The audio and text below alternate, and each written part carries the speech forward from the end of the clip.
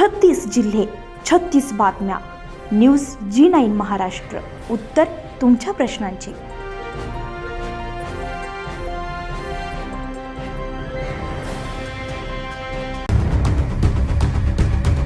किनगाव जट्टू येथे मुक्कामी असलेल्या लोणार आगाराच्या एसटी बसला लागलेल्या आगीमध्ये मोठी अपडेट समोर आली आहे. सुरुवातीला ही आग शेतकरी आंदोलकांनी लावल्याची चर्चा रंगली होती. काल रात्री किनगाव जट्टू येथे मुक्कामी असलेल्या लोणार आगाराच्या MH40Y5038 क्रमांकाच्या एसटी बसला अचानक आग लागली आहे. रात्री सुमारे 10 ते 10:30 वाजण्याच्या दरम्यान काही नागरिकांना बसमधून धूर निघताना दिसला. बसच्या सर्व काचा बंद असल्यामुळे धूर बाहेर पडत नव्हता, त्यामुळे परिसरात जळाल्याचा उग्र वास पसरला. परिस्थितीचं गांभीर्य लक्षात येताच गावकऱ्यांनी तात्काळ धाव घेतली. बसच्या काचा फोडून आग विझवण्याचा प्रयत्न सुरू करण्यात आला. यावेळी अनीस पठाण यांनी पाण्याचा टँकर घटनास्थळी बोलावला आणि अथक प्रयत्नांनी आग आटोक्यात आणली. त्यांच्या सतर्कतेमुळे मोठा अनर्थ टळला.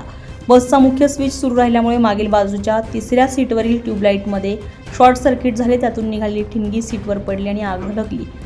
फॉरेन्सिक टीमच्या अहवालानुसार ही घटना पूर्णपणे तांत्रिक बिघाडामुळे घडली असून यामध्ये कोणत्याही प्रकारचा घातपात किंवा आंदोलनाचा संबंध नसल्याचं स्पष्ट झालंय. नागरिकांनी सोशल मीडियावरील अफवांवर विश्वास न ठेवता अधिकृत माहितीलाच महत्त्व द्यावं असं आवाहन करण्यात आलंय.